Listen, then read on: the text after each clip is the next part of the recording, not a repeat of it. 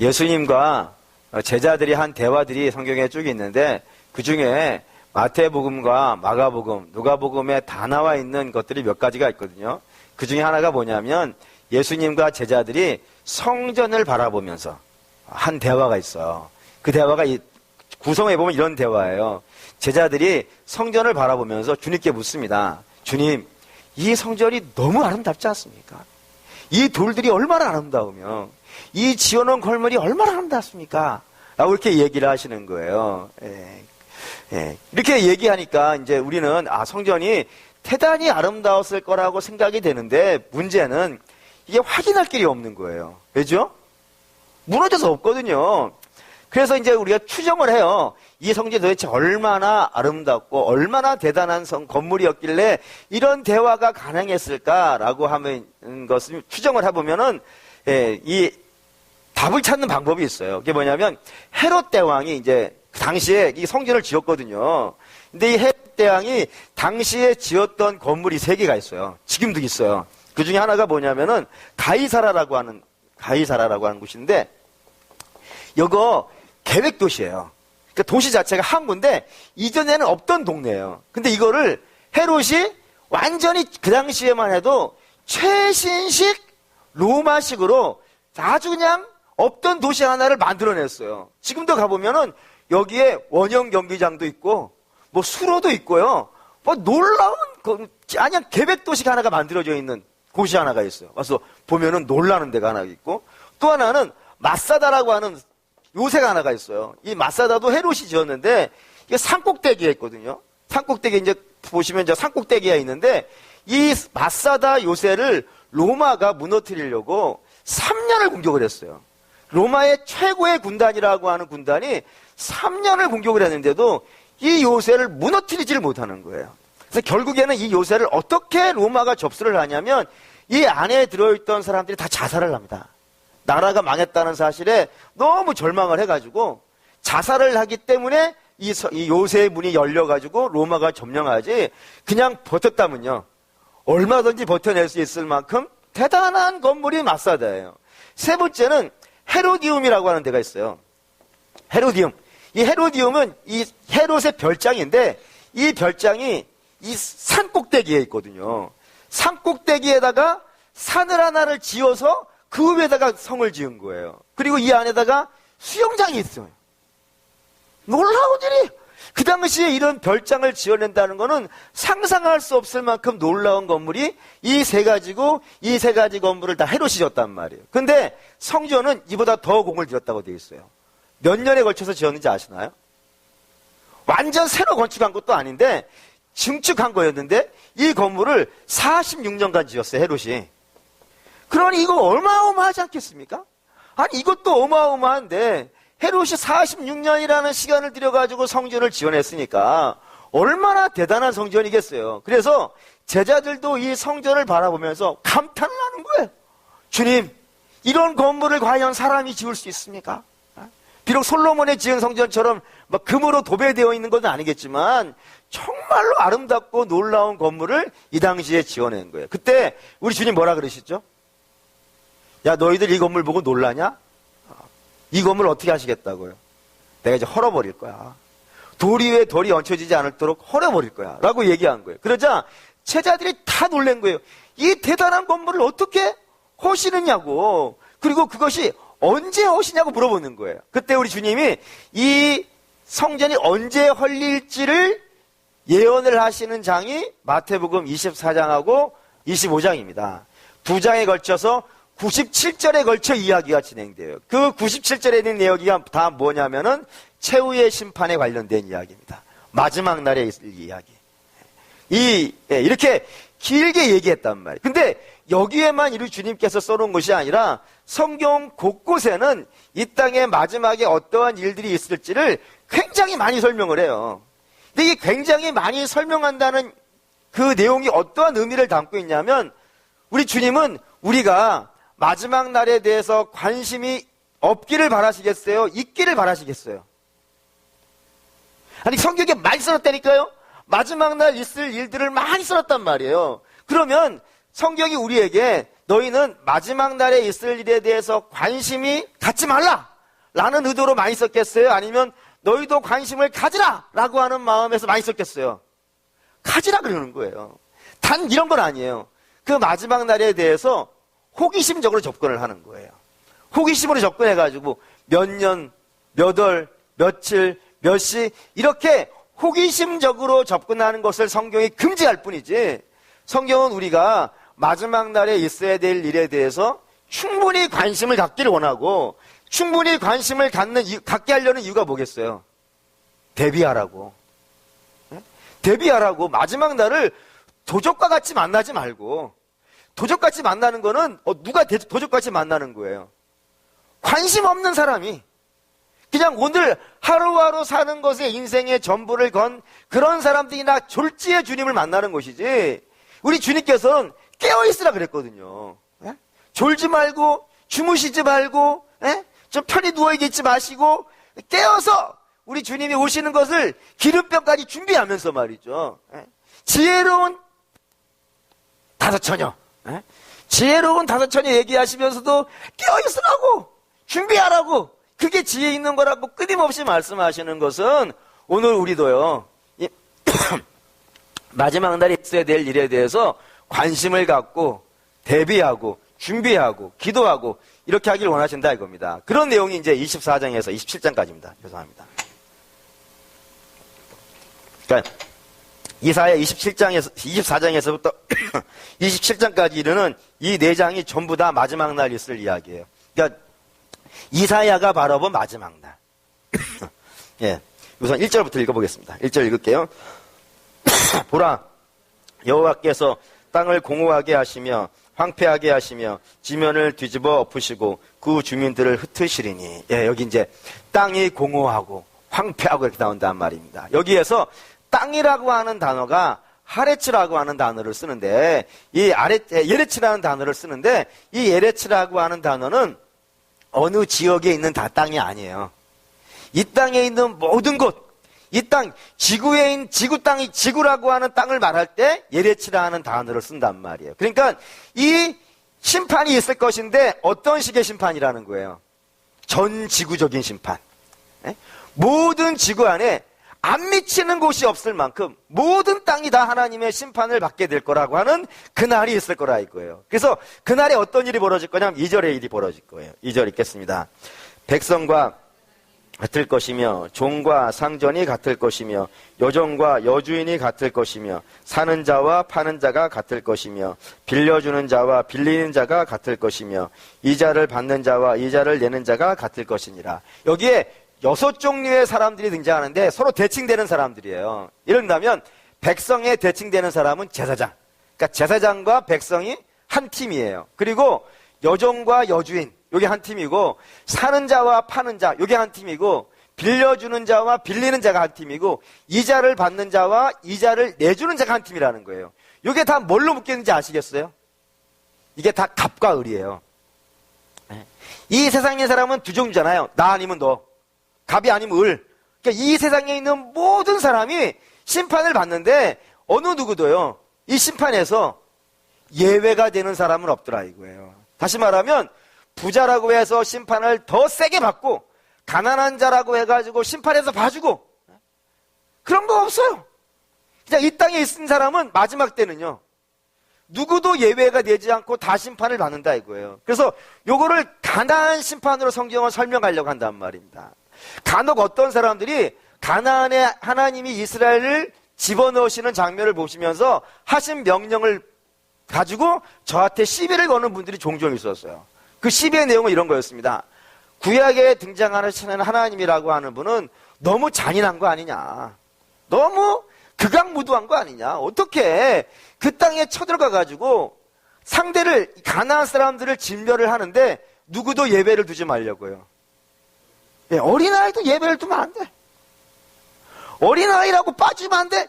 이거는 가서 그냥 누구든지 다 심판을 해야 될 것이고, 어린아이뿐이 아니라 그 땅에 있는 짐승도 죽여야 돼요. 심지어는 그 땅에 있는 그릇도 다 없애버려야 돼요.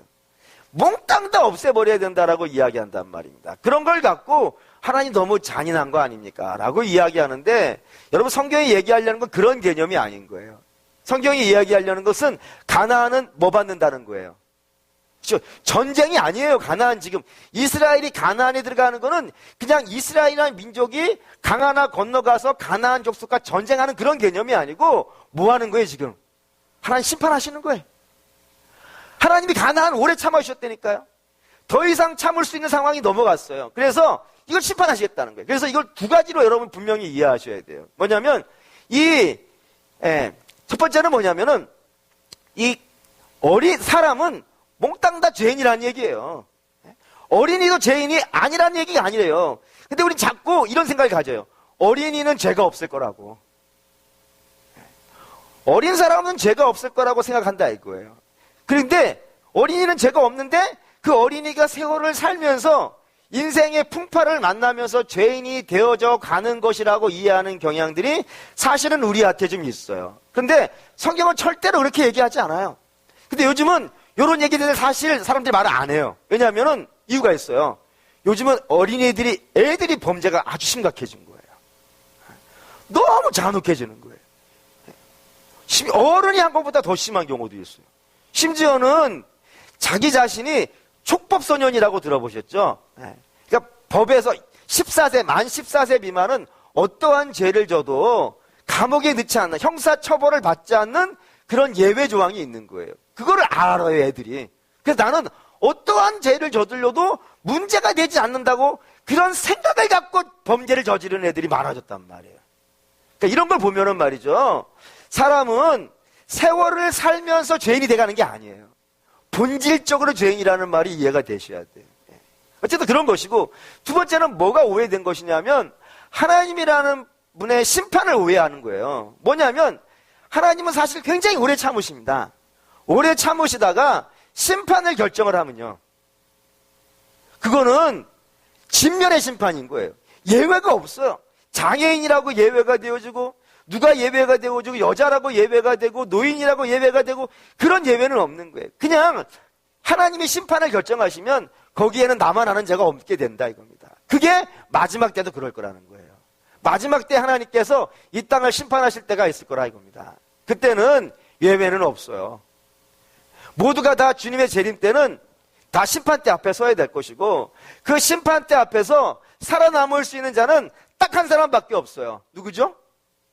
예수 믿는 사람, 예수 보혈 의지하고 있는 사람, 그런 사람만 심판대에서 하나님의 구원을 받고 있는 것이지, 그 외에 다른 것을 의지하고 있는 사람은요, 하나도 그 심판대에 남아날 수 있는 사람들이 없더라 이겁니다. 그렇기 때문에 반드시 우리는 예수를 믿어야 될 줄 믿습니다. 그 방법밖에 없는 거예요. 그래서 하나님의 심판이 그런 겁니다. 그래서 이제 오늘 본문에도 그렇게 되는 거예요.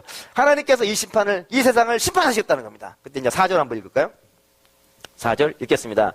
땅이 슬퍼하고 세잔하며 세계가 쇠약하고 세잔하며 세상 백성 중에 높은 자가 쇠약하여지며. 여기 이제 하나님께서 땅의 모든 세계를 다 치시겠다 이거예요. 사람만 치시는 게 아니고 이 땅의 모든 것들을, 이 피조세계 자체를 다 치시겠다고요. 왜냐하면 이 피조세계가 어떠한 상태에 놓여져 있냐면 이 근심과 슬픔 속에 있다 이거예요. 이 세계가. 이거 성경에 많이 얘기하는 건데, 로마서 볼까요? 로마서 8장 22절. 하나님이 세상을 심판하시기로 한 그 이유를 성경이 이런 식으로 설명을 해요. 로마서 8장 22절. 로마서 8장 22절. 250페이지입니다. 신약성경 읽을게요. 피조물이 다 이제까지 함께 탄식하며 함께 고통을 겪는 것은 우리가 아느니라. 이 세상의 모든 피조세계가 다 세잔하여지고 가고 있고, 다 핍절해져 가고 있고, 다 고통받고 있고, 다 괴로워하고 있다 이거예요. 예전에 식물학자가 뭐 이렇게 강연하는 걸 한번 들은 적이 있어요. 그 식물학자가 나와서 한 강연 내용이 참 인상적이었던데 뭐냐면은, 우리는 여러분 지나가시다가 가을에 단풍이 진 거를 보면은 빨갛고 노랗고 뭐 이렇게 돼 있는 단풍 보시면 어떤 마음이 드세요? 다 동일한 마음 들 거예요. 아, 너무 아름답다. 어찌 이렇게 아름다울 수가 있을까? 뭐 이런 생각 안 드십니까? 들잖아요? 근데 그 식물학자가 와서 한 얘기가 뭐였냐면, 여러분들이 아름답다라고 말하는 이 단풍은 사실 나무의 입장에서는요, 스트레스라는 거예요. 스트레스의 표현이라는 거예요. 그래서 무슨 스트레스냐고 들어보니까 이제 이 나무가 안다는 거예요. 날씨가 추워지고 있다는 사실을. 그리고 이 날씨가 추워지고 있는 이때에 이 잎사귀를 갖고는 이 겨울을 나기가요. 어려운 거예요. 그래서 이 낙엽밭에 너 떨어져 나가는 거예요. 너 떨어져! 근데 낙엽이 떨어지고 싶겠어요? 안 떨어지고 싶겠어요? 떨어지면 어떻게 되는데요? 죽잖아요, 낙엽의 입장에서는. 잎사귀 입장에서는. 그래서 안 떨어지려고 발악을 하는 거예요, 그게. 여러분도, 심심하면은 턱걸이 가가지고요. 철봉에 가가지고 매달려 있는 거예요. 매달려서 버티기를 하시는 거예요. 그럼 어떻게 돼요? 얼굴이 어떻게 됩니까? 빨갛고 노랗게 되죠? 그게 단풍이라 이거예요. 진짜라는 거예요, 그게. 원래는 여러분 단풍이라는 건 있을 수가 없는 거예요. 창조 세계에서는. 왜죠? 처음에 이 세상이 만들어졌을 때는 더위와 추위가 없었단 말이에요. 그러니까 더위와 추위가 언제부터 생긴 거냐면 에덴 밖에서부터 시작된 거란 말이에요. 그러니 이 낙엽은 창조 세계의 탄식인 거예요. 결국엔 뭐 지진도 그렇죠. 해일도 그렇고 태풍도 그렇고 원래 이런 건 없었어요. 하나님 만드신 세계 안에서는. 근데 이게 전부 다 태풍이 불어오면 여러분들 이제 태풍 오네 근심 이런 정도만 갖지 마시고 오늘 설교를 들으신 분은 이 한겨울에 그냥 사나운 바람이 이번 주일부터 돈대요. 이번 딱 오면은 창조 세계가 근심을 하네. 이렇게 수준 높은 이야기를 하셔야 되는 거야. 눈발이 날리잖아요. 그러면 이거는 이 온 세계가 얼어 죽는 소리야. 옆에서 뭔 소리냐 그러면 너는 몰라. 금요일 밤만 나와야 알아. 이런 얘기를 할 수 있어야 돼. 이게 다 창조 세계의 탄식이라 이거예요. 근데 왜 이렇게 창조 세계가 탄식을 하고 있을까요? 그게 죄 때문이라 이거예요. 그래서 또 보시죠. 5절 읽겠습니다. 땅이 또한 그 주민 아래에서 더럽게 되었으므로 여기 있잖아요. 이 땅이 이 피조 세계가 어떻게 됐다고요? 더럽혀졌다고요. 누구로 인하여서요? 주민. 성경이 이걸 주민으로 썼다는 게 참 놀라운 표현이에요. 주민이라고 하는 이 단어 안에는 두 종류의 사람이 다 들어있어요. 하나는 불신자가 들어있어요. 또 하나는 누구겠어요? 신자들 들어있어요. 우리도 예외가 아니에요. 불신자든 신자든 다 여기 주민이에요. 이 땅에 있는 사람은 누구나 다 주민이에요. 그런 사람들이 이 땅에 지어놓은 죄, 그 결과로 인하여서 이 온 피조 세계가요, 다 근심과 고통에 있더라 이겁니다. 그래서 오늘 성경은 이 창조 세계에 살고 있는 이 주민들이 어떠한 죄를 졌는지를 세 가지로 오늘 설명을 해요. 이게 이사야가 설명하는 방식인데, 요거를 오늘 이해하는 것이 이제 오늘 핵심이 될 겁니다. 5절 나머지 부분 읽어볼까요? 읽어보겠습니다. 이는 그들이 율법을 범하며 율례를 어기며 영원한 언약을 깨트렸습니다. 여기 세 가지, 이 땅에 살고 있는 사람들이 세 가지를 깼다 이거예요. 첫째는 율법이라는 것이고, 또 하나는 율례, 세 번째는 영원한 언약. 이 세 개를 깼다 이거예요. 이 세 가지를 이해해야 됩니다. 언약. 이거를 히브리어는 뭐라고 썼냐면 그냥 쓸게요. 토라라고 되어 있고, 이건 호크라고 되어 있고, 이건 베리트라고 되어 있어요. 근데 우리가 사실 이거 다 들어봤거든요. 토라, 호크마 뭐 이런 거 있죠. 뭐 베리트 다 들어봤는데 이게 다 우리가 일반적으로 우리가 지금까지 교회에서 설교를 할 때는 다 말씀이라고 이해를 했어요. 다 하나님 말씀을 어긴 거라고 이렇게 이해를 했는데, 여기에서는 그렇게 이해를 하면 안 돼요.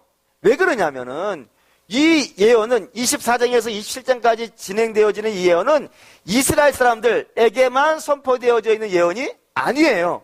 이 땅에 있는 모든 사람 한테 선포된 거예요. 그렇기 때문에 이 땅에 있는 사람들은 말씀을 받은 사람들은 아니에요. 그렇지 않습니까? 율법을 받은 건 이스라엘이 받았지 이 땅의 모든 사람이 다 받은 것이 아닌데, 받지 않은 걸 갖고 심판을 한다는 건 좀 납득이 안 되는 부분이란 말이에요. 그래서 이거를 이해할 때는 이사야에서 이해할 때는 다르게 이해를 해요. 말씀으로 이해를 하지 않고, 이 율법은 뭐로 이해하냐면 양심이라고 이해를 합니다. 저들이 양심을 어겼다 이거예요. 이 땅에 있는 사람들이. 이거를 양심이라고 봐도 되냐라고 물어보시면 성경은 두 가지로 이야기를 합니다. 한번 보시죠. 로마서 2장 14절에서 15절. 로마서 2장 14절에서 15절.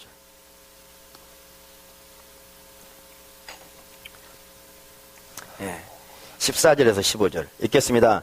율법 없는 이방인이 본성으로 율법의 일을 행할 때에는 이 사람은 율법이 없어도 자기가 자기에게 율법이 되나니 이런 이들은 그 양심이 증거가 되어 그 생각끼리 서로 혹은 고발하며 혹은 변명하여 그 마음에 새긴 율법의 행위를 나타내느니라. 이방인은 율법이 없는 사람이에요. 그런데 저들이 율법이 없는 것이 아니고 율법이 있다 이거예요. 그 율법이 뭐라는 거예요? 양심이라. 하나님께서 양심이라는 곳에다가 하나님의 뜻과 율법을 심어 놓으셨다 이거예요. 그래서 그 양심이 일어나서 고발한다는 거예요. 그게 실제로 일어난 사례가 있습니다. 볼까요? 창세기 26장. 창세기 26장. 26장 5절입니다.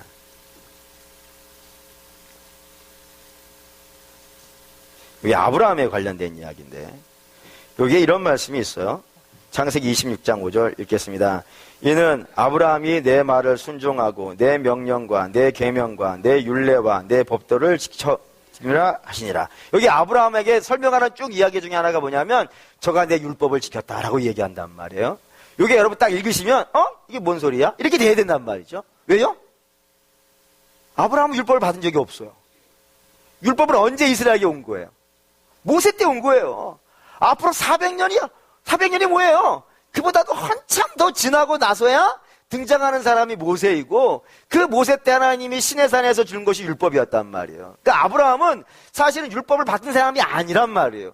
그런데도 불구하고 성경은 하나님 뭐라 그러시냐면 아브라함은요 율법을 잘 지켰다라고 얘기한다고요. 왜죠? 율법이 그 양심 안에 있단 말이에요. 그래서 우리 양심 안에 있던 율법이 일어나서 고발을 한다 이겁니다. 하나님이 보여주셨단 말이에요. 그러니까 이방도 마찬가지라고요. 마지막 때가 되면은 그 심판 때에 이 양심이 일어나서 얘기를 한다니까요. 내가 하나님 몰라요. 나는 하나님과 관계없어요. 나는 아무 문제 없어요. 이렇게 핑계댈 수가 없는 거예요. 왜냐하면 양심은 나를 안단 말이에요. 내가 어떤 사람인지 양심이 내가 어떤 사람인지를 안다는 것이 정말 무서운 건 아니겠습니까? 왜요? 양심은 내가 있는 모든 곳에요. 같이 있잖아요. 내가 한 모든 것을 다 안다니까요. 양심만큼 나를 잘하는 게 어디 있겠어요. 그래서 양심이 고발을 하면 부끄러움이 생기는 거예요. 그거 어디 몸둘 바가 없단 말입니다. 그래서 여기에 이제 율법을 범했다라고 하는 말이 뭐냐면은 마지막 때가 되면은 사람들이 양심이 어떻게 된다는 거예요? 화인 맞는다 이거예요. 양심이 마비가 된다고요. 그 자기가 무서운 죄를 지었는데도 불구하고 내가 어떤 죄를 지었는지 감각도 없어질 뿐만 아니라 감각이 없어지는 그나마 나을 것 같아요. 더 심각한 거는 그게 죄인 줄 알고도 자랑을 해요.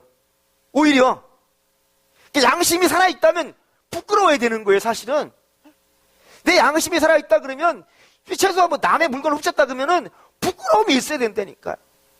도적질을 했는데 어떻게 안 부러울 수 있겠으며 아니 이 세상 사람들이 봤을 때도 부끄러운 짓이 있단 말이에요. 그 부끄러운 짓을 했으면 창피해하고 부끄러워 그런 마음이 있어야 된단 말이에요. 근데 마지막 때가 되면요 이 양심들이 다 마비가 되어져 가지고 오히려 정직하게 걸어간 사람이 뭐가 되는 거예요? 바보가 돼버리는 거예요. 그리고 이상하게 걸어가는 사람이요 그 사람이 지혜롭다고 그러는 거예요. 어떻게 이게 여러분 이게 정상적인 상황이 아닌 거예요? 아니 오히려 그 공부 안 하고 도망가는 애가 부끄러워야 되는 거 아니겠어요? 근데 오히려 공부 안 하는 애가 내가 공부하고 있는 게 부끄러워지는 거예요. 이런 시대가 된단 말이에요. 마지막에는 가치가 완전히 뒤집어져 가지고 옳고 그름이 뒤집어져 가지고 정상적으로 그냥 다른 사람 볼 때 저 사람 참 법 잘 지키는 사람이야, 야 양심이 분명한 사람이야, 그렇게 말하는 사람 에이 저렇게 살아가지고 어떻게 세상을 살아, 이렇게 되는 것이고 법을 요리조리 잘 빠져나가면서 못된 짓 골라 하는 사람은요 그게 지혜로운 사람이 되는 정말 양심이 마비되는 시대가 온다 이거예요. 그때가 무슨 때라는 거예요? 마지막 때라 이거예요. 두 번째 율례라고 되어 있어요. 율례라는 건 양심이라는 건 눈에 안 보이는 곳에 있지 않습니까? 마음속에 있는 거예요. 근데 이 율례라고 할 때는 그게 양심이 눈에 드러나게 나타난 거예요. 예를 들면 윤리, 도덕, 법입니다. 요거는 양심이 구체화된 거잖아요. 요게 굉장히 중요해요. 굉장히 중요해요. 이 사회를 사회가 되게 하는 결정적인 역할을 하는 것이 이 윤리와 도덕과 법이에요. 이게 왜 무슨 말이냐면 사람은 죄인입니다. 죄인이기 때문에 하는 생각과 하는 행동이 다 어디 아래서 행하냐면 죄 아래서 행하는 경향이 있어요. 그래서 굉장히 악합니다. 사실은. 모든 사람이 예배가 되지 않아요. 그래서 이 사람이 본질적으로 악한 자들인데 이 본질적으로 악한 자들이 악을 행하려고 할 때 뭐가 눈앞에서 막아주는 거예요. 이런 게 막아준다니까요. 예를 든다면 어린 사람이 연장자를 향해서 좀 못된 짓을 하려고 그러는 거예요.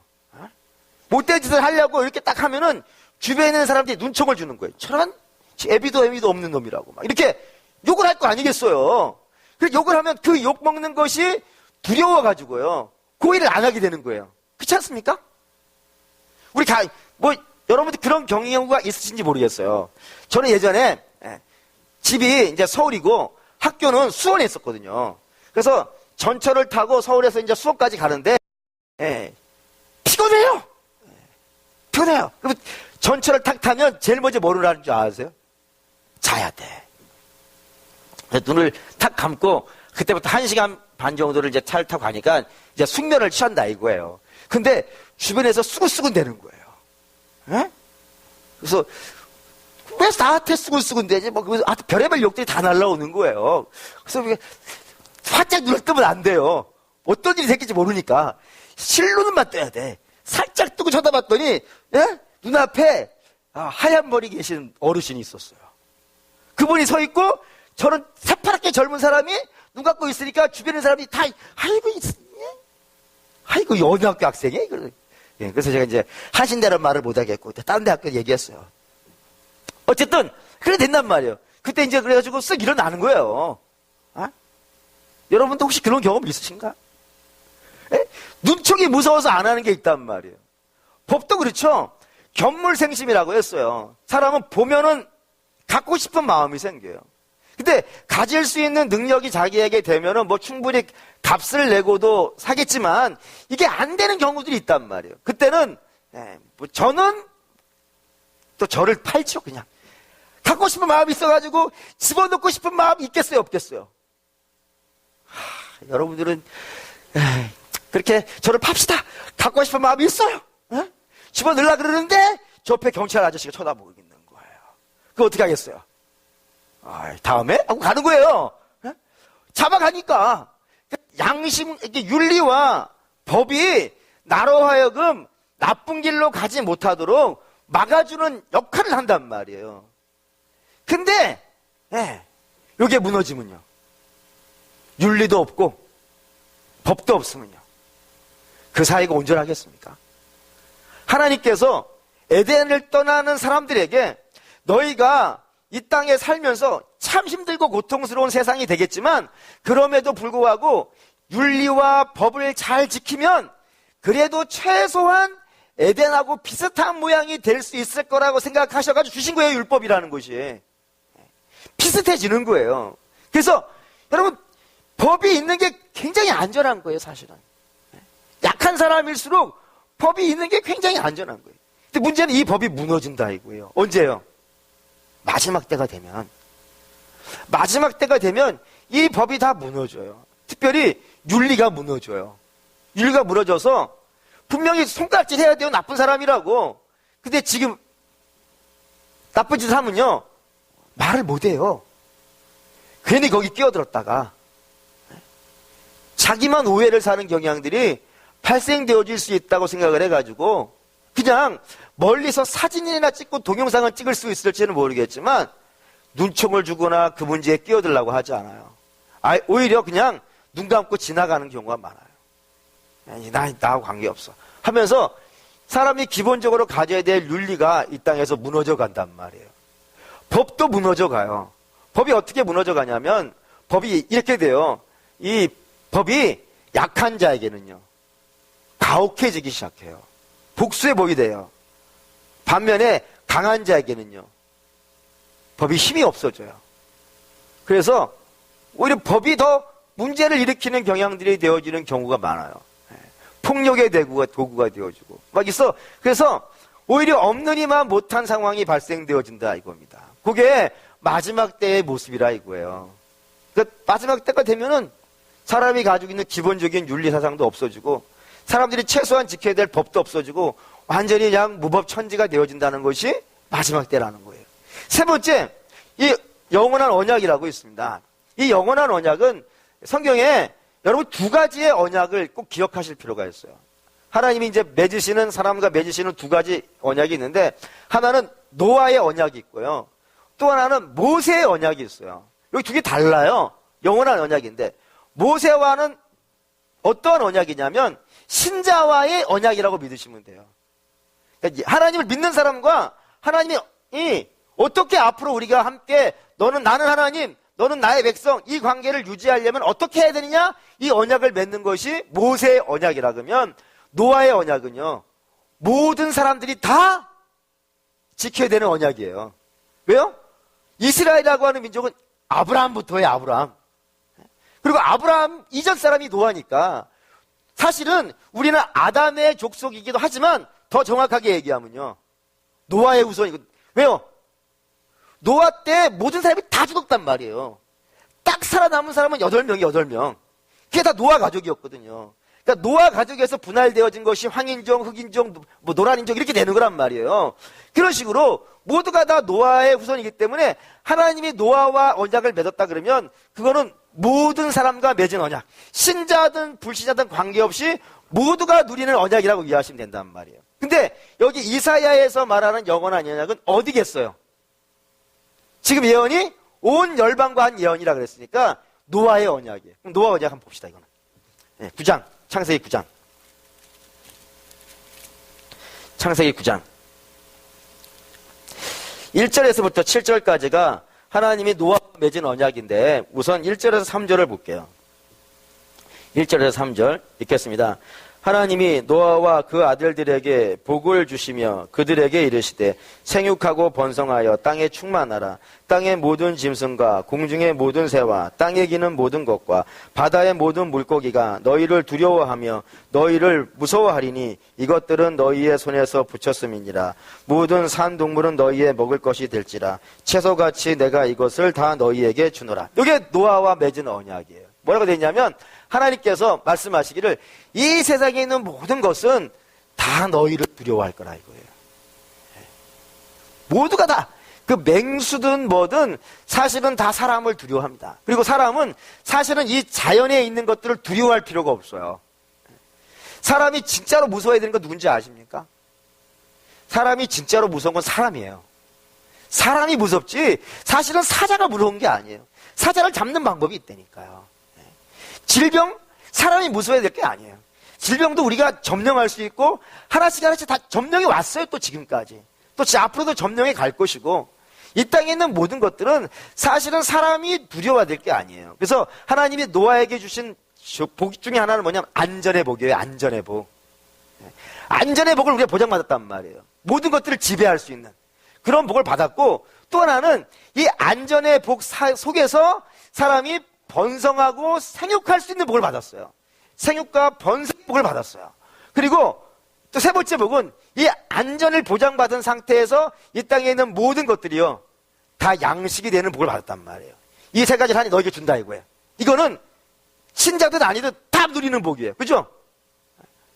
뭐 예수 믿는 사람만 토끼가 보고 도망가고, 예수 안 믿는 사람은 토끼가 눈 시뻘거니까 눈 시뻘겋게 달려들겠어요?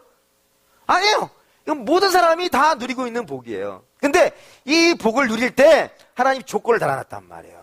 이 조건을 이제 여러분들 이해하셔야 돼요. 그 조건이 이제 4절에서 6절입니다. 저는 4절 5절 먼저 읽을게요. 4절 5절 읽겠습니다. 그러나 고기를 그 생명 있는 피채 먹지 말 것이니라.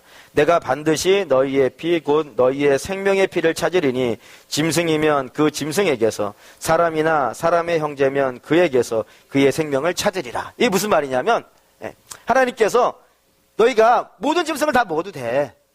새우처럼 먹어도 돼. 뭐 먹을 수만 있다면 뱀도 벗겨서 먹고, 먹을 수만 있다면 지네도 먹어. 이렇게 했어요.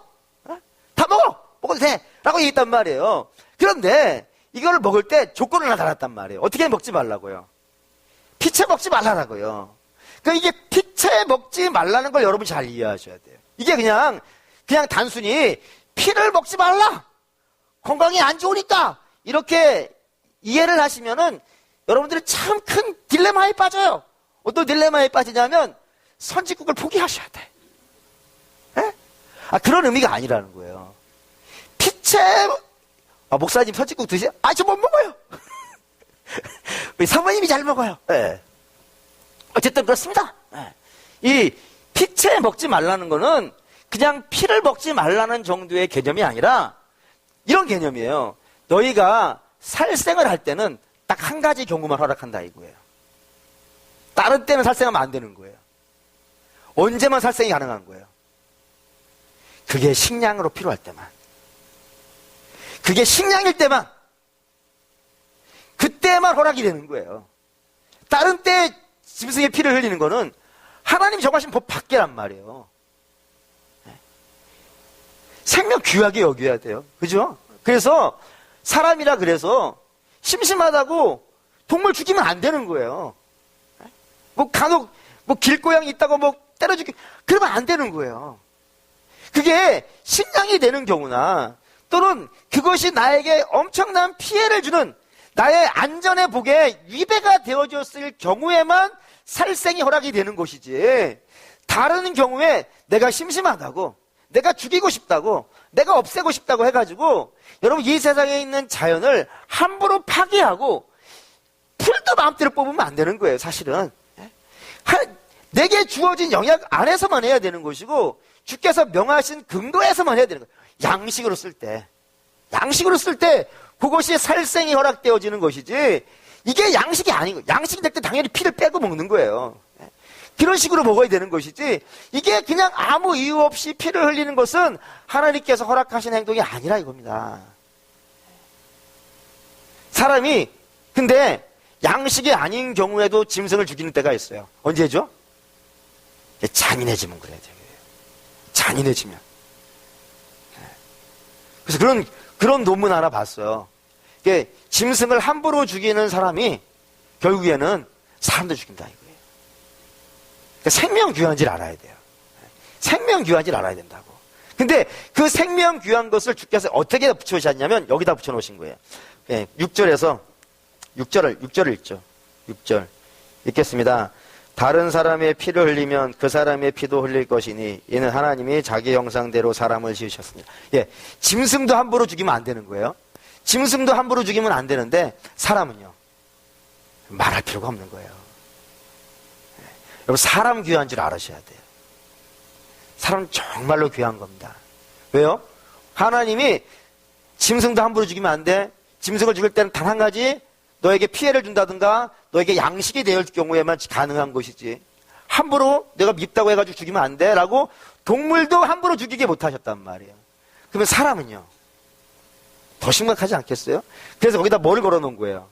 사람 함부로 죽이면 안 돼, 사람 함부로 미워하면 안 돼. 그러면서 뭐 걸어놓은 거예요? 하나님의 형상을 거기다 붙여놨단 말이에요. 하나님의 형상을 걸어놓은 거예요. 그러니까 너희가 사람을 함부로 다니면 어떻게 된다는 거예요? 하나님의 형상을 함부로 다루는 것이 된다는 거예요. 세죠. 센 거예요. 그리고 사람을 함부로 다루면 안 되고 정말로 귀하고 귀하게 대해야 된다는 것을 직접 몸으로 보여주신 분이 있어요. 누구죠? 그게 예수님이에요. 예수님이 사랑을 사랑하는 방식, 가장 유명하고 가장 보편적인 방식이 어떤 방식이에요? 그게 요한복음 3장 16절이잖아요. 하나님이 세상을 이처럼 사랑하사, 이처럼 사랑하사, 이처럼 사랑하사. 이처럼 사랑한다는 말이 뭐죠? 아들을 주신다는 거잖아요. 근데 아들을 이쁜 사람을 위해서 준 거예요? 아니면 죄인을 위해서 주신 거예요? 죄인을 위해서 주신 거예요. 그게 하나님이 사람을 대하는 방식이라니까요.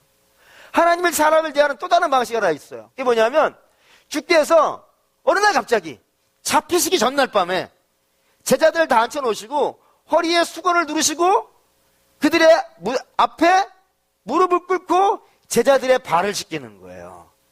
근데 여러분, 이게 발을 씻긴다는 건 유대 사회에서는 아무나 사람의 발을 만지지 않아요.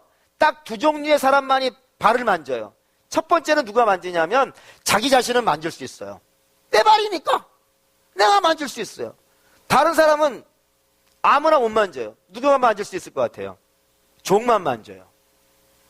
종된 자가 주인의 발을 만질 수 있어요. 높은 사람이 낮은 사람의 발을 만지는 건 있을 수가 없는 일이에요. 근데 주께서 그렇게 하셨다 이거예요. 근데 중요한 거는요. 그 발을 씻김을 받는 제자는 앞으로 몇 시간 뒤에 어떻게 해야 할 사람들이에요? 다 주를 버릴 사람들이에요. 주를 모른다고 할 사람들이에요. 심지어는 주를 저주할 사람들이에요. 그런 사람임에도 불구하고서 그 발을 만지시는 거예요. 그게 주님이 사람을 대하는 방식이라니까요. 그리고는 그렇게 말씀하세요. 이거 나만 하면 돼. 이 발 만지는 거, 미워한 사람을 위해서 발 만지는 건 나만 하면 돼. 이렇게 말씀하셨나요? 그렇지 않죠? 너희도 가서 그렇게 해야 돼. 너희도 너희를 미워하는 사람의 발을 만질 수 있어야 돼. 라고 하시면서 이렇게 사랑할 때 이 세상 사람들이 너희가 내 제자인 줄 알 것이라. 그래가지고 얘기하신단 말이에요. 여러분, 우리도 미운 사람이 있어요. 아니, 왜 미운 사람이 없겠어요? 사람이 이 땅에 살면서 모든 사람이 다 어떻게 이뻐 보이겠어요? 미운 사람이 있어요. 근데 미운 사람임에도 불구하고 어떻게 대하라는 거예요?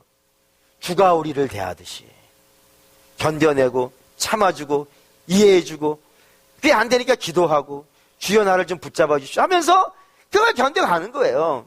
그게 약속이에요. 하나님과 너희가 이 약속 지켜. 동물 함부로 죽이지 말고 사람 함부로 대하면 안 돼.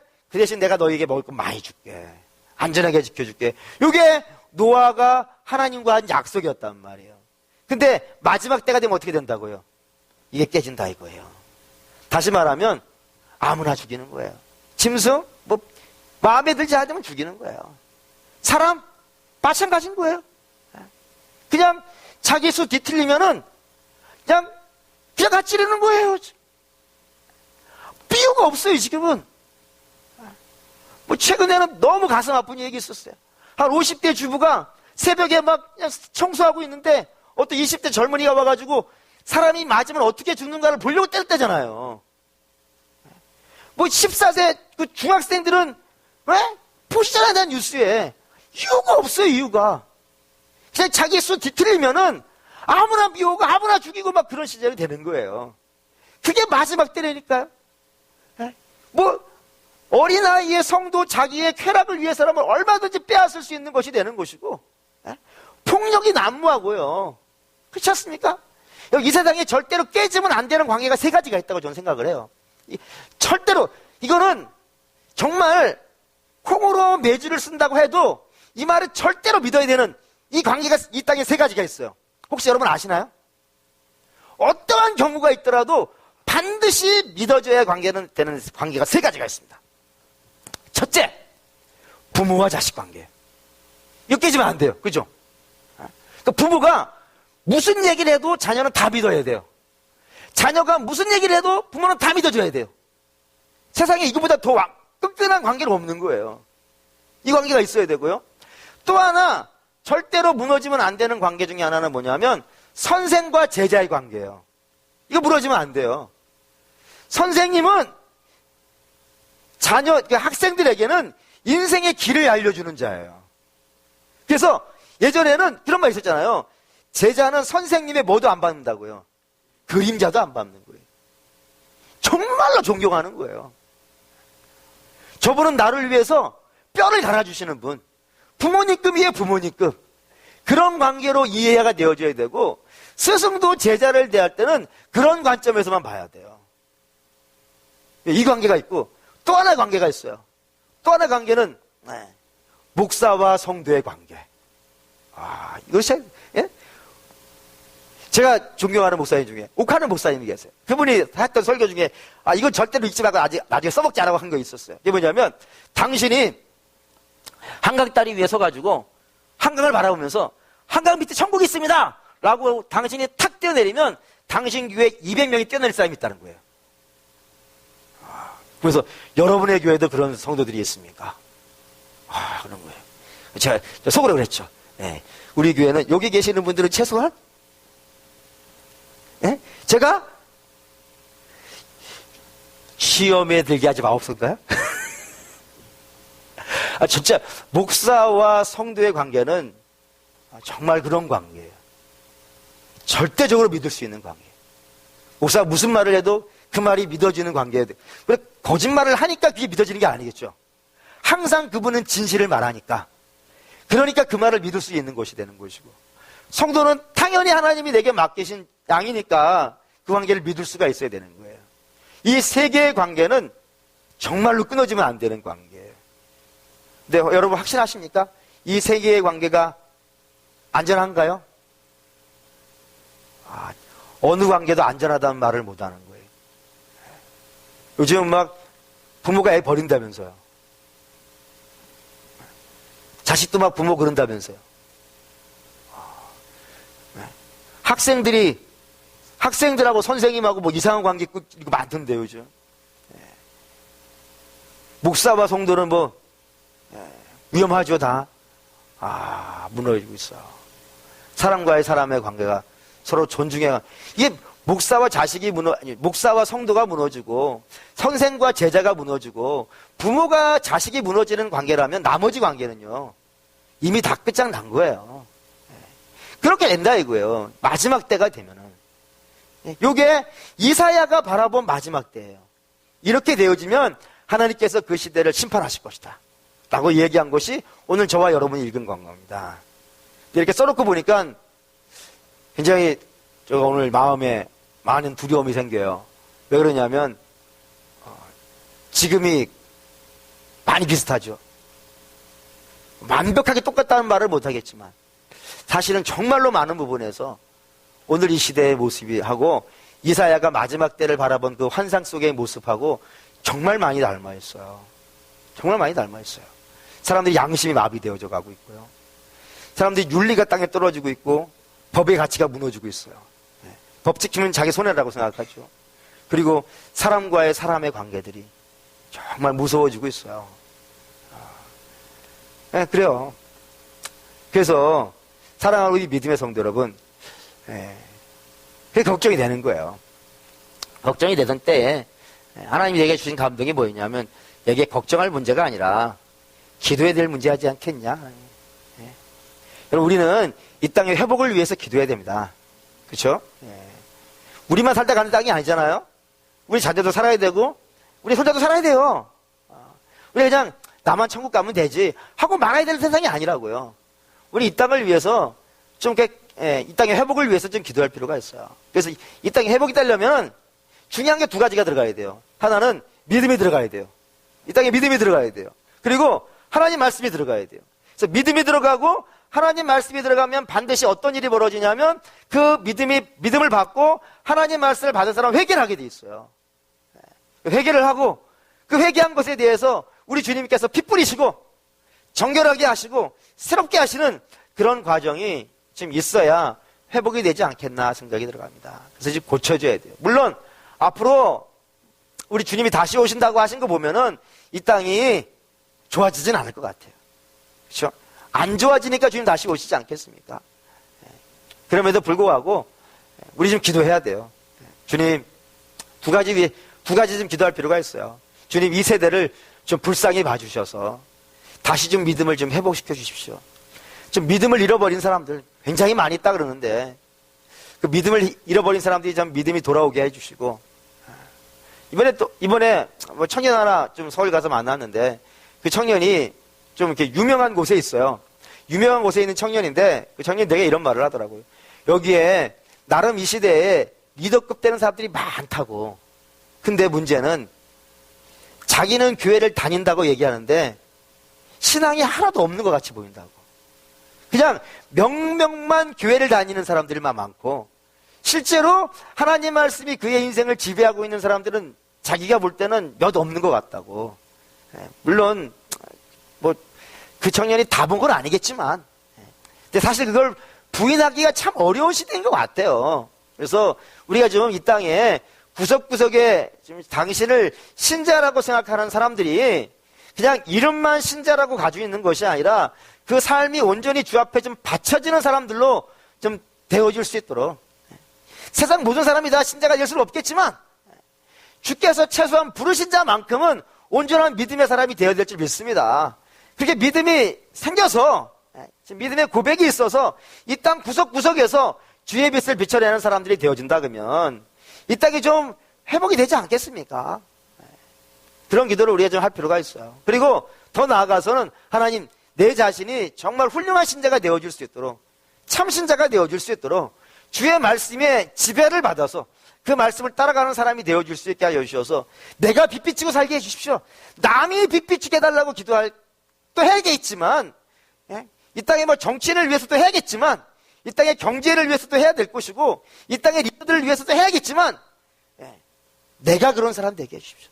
내가 있는 곳에서만큼은 최소한 어둡다는 말 듣지 않도록 주여, 내가 주의 빛 비추는 사람 되게 해주십시오라는 기도를 우리가 좀 꼭 해야 될 필요가 있지 않겠는가 라는 생각이 들어간다 이겁니다. 그런 마음으로 결단하죠.